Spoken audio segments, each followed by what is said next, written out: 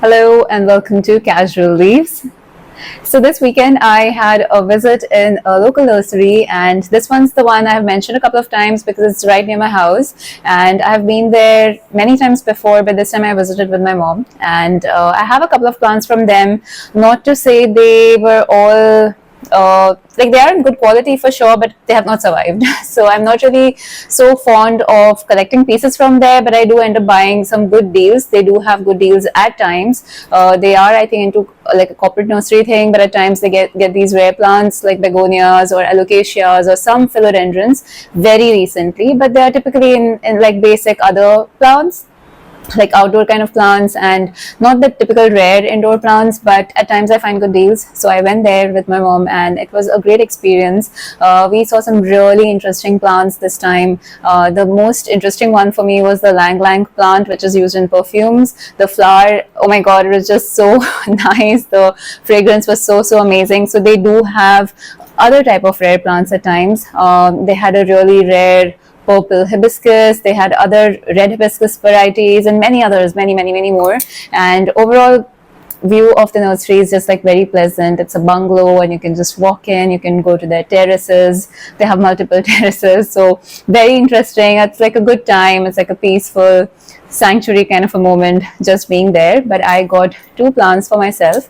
Overall we got some 4 plants, actually 5 plants, I guess, and some were of course for my mom, but there are 2 which I want to show, which are for me, and they are from this local nursery. And the first one is this beautiful Synapsis silver, and oh my god, I just love this plant for the reason that is the shape of the leaves. This particular Synapsis, if you see, they've got that really elongated paisley kind of a shape to it, which is really beautiful.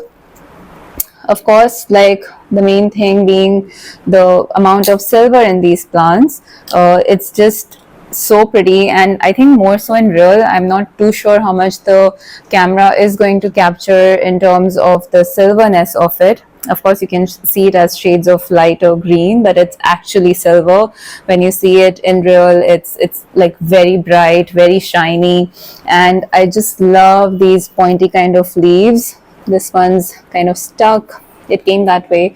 It hasn't done much. It's been maybe 2 weeks, I guess, since it's been acclimatizing with me.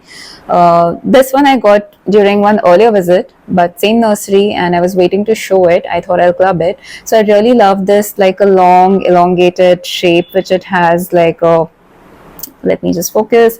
Yeah, you see this like little elongated heart shape, and this getting like a curved pointy thing.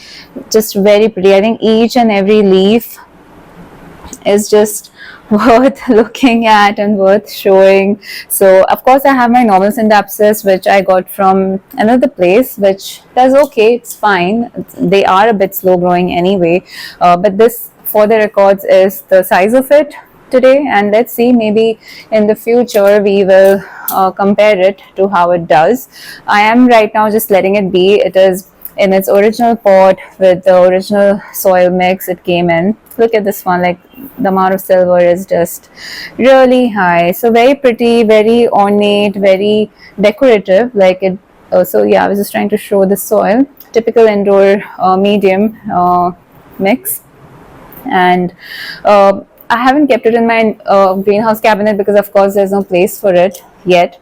I am trying to figure out if I can get some magnetic hooks and I can put some trailing plants inside, because it'll be very interesting to see how trailing plants do inside the cabinet. So if you guys do have any ideas on how I can put trailing plants in my cabinet, or how can I increase the space, do let me know in the comments. But yeah, very nice variety to have. Synapsis of course is so popular with some really amazing varieties, with the tricolor one and everything. So I'm hoping sometime in the future, if the prices are down, I do want to add that in my collection. So yeah, this is the first plant.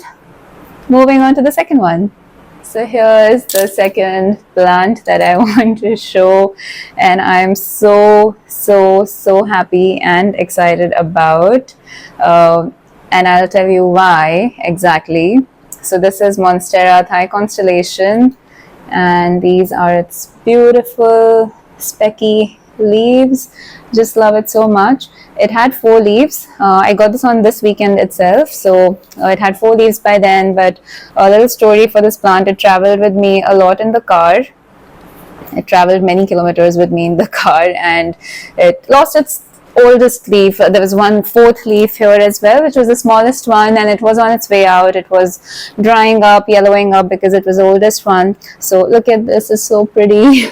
Just love the specs. It has got really good amount of irrigation, and it had this is the newest leaf, which has 1 fenestration. So I thought this is a great piece for me to collect, because I'm hoping that this leaf here, which it is going to push out, and it does show some irrigation, will be of good quality, and I'm hoping that it has fenestrations as well.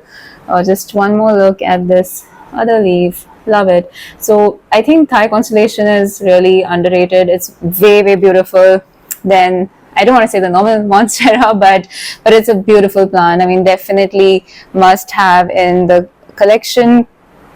The reason why this is very special to me is that I've had 2 more Thai constellations, and they had thrips, and I treated them for the longest time, more than 9-10 months now, and it never grew. One of them completely died off, and the second one, maybe I'll show it to you right now, is in a very bad condition too.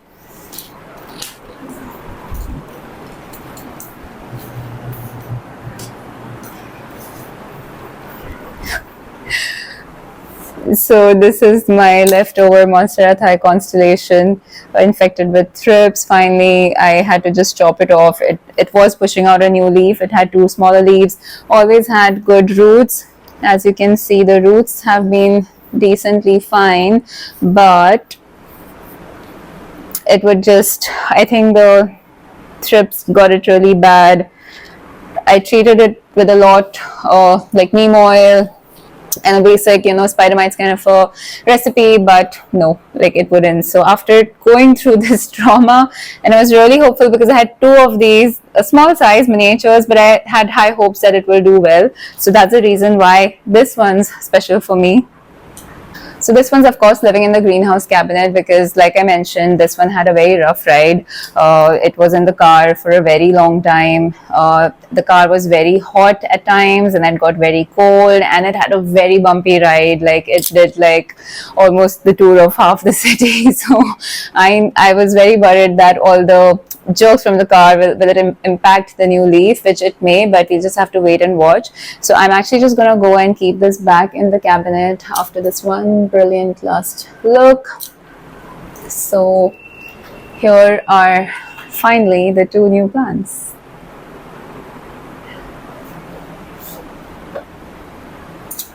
Just gonna keep this and be back. Of course, like Scindapsus is a very hardy plant. So with this plant, I would not really be so troubled about the fact that if this would have been in the car traveling a lot with me, because it would be fine for sure. But Monstera, though they are hardy too, but it's a baby plant, and it just was subjected to extreme heat and cold temperatures, so very worried.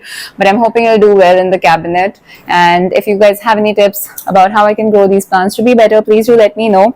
But that's it for today. Just wanted to pop up and say hello and chat with you guys and show you the new plants, and I will keep updating on how I'm managing these, where I'm keeping them. Maybe should I try to maybe trail this plant or make it a climbing one? I don't know. We'll see. Of course, the first step would be to maybe get it into the cabinet, inside the cabinet. So that's what I'll try for. That's it for today. Thank you so much for joining me, and I will see you in the next one. Bye.